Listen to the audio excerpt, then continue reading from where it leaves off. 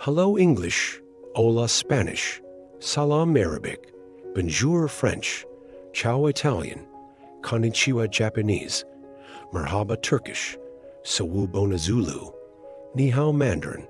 These are just a few of the ways people around the world say hello. Each of these words carries centuries of history, identity, culture, and emotion. Now imagine, just for a moment, that none of those differences existed. That every single person everywhere on the planet spoke the exact same language. Sounds convenient, right? Maybe. But reality is much more complex and far more beautiful. Today, there are over 7,000 languages spoken across the world. That's not a mistake, and it's not a flaw in human design.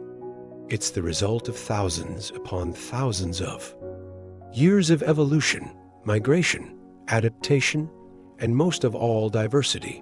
From the very beginning, humans needed to communicate. But without technology, without maps, books, or phones, each community developed its own system of gestures, sounds, and eventually, full languages. Imagine tribes in the Amazon rainforest, groups in the Arctic, desert nomads, or island communities.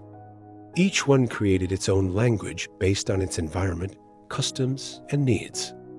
That's why some languages have dozens of words for snow, others for types of sand, and some with intricate structures for identifying distant relatives. Language has always been a mirror of the life and world of those who speak it. Over time, some languages expanded beyond their regions.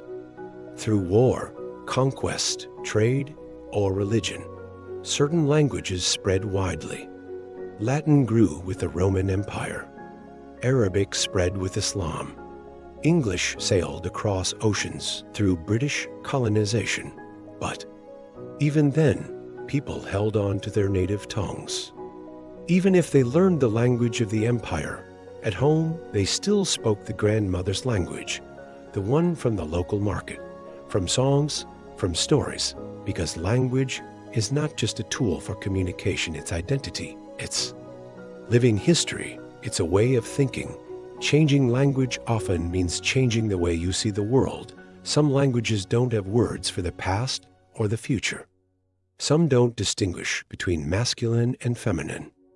Some don't even have a separate word for I as an individual apart from the group.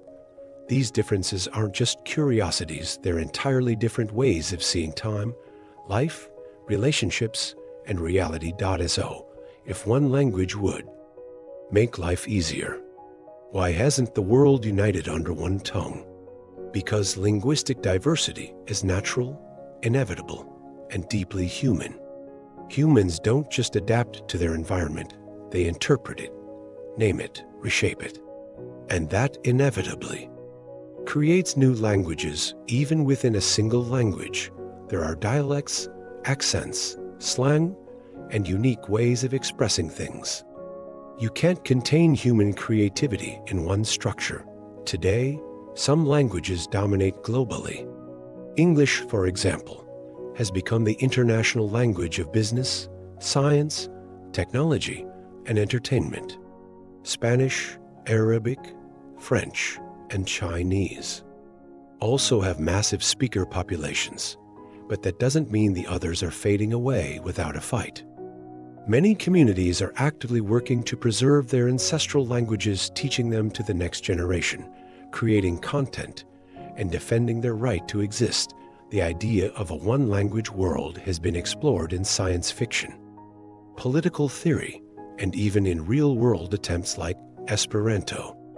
But so far, no effort to unify language has ever erased the diversity we carry within us, because language is born in the heart of every community, from its stories, its sky, its sea, its land, and the way it sees others. Every time we learn a new word in a different language, we don't just grow our vocabulary, we connect emotionally with a new culture. We open a door to a different way of thinking and feeling, and we show respect for the history and identity of those who speak it. Each time we say hello in another language, we're not just saying a word, we're saying, I see you. I value your story. I hear your voice. So no, we don't all speak the same language. And that's a good thing. That's a beautiful thing, because in that variety lives the richness of humanity. And because every language, in the end, is a living story, a different way to feel, think, and exist. Now tell me, how many ways do you know how to say hello?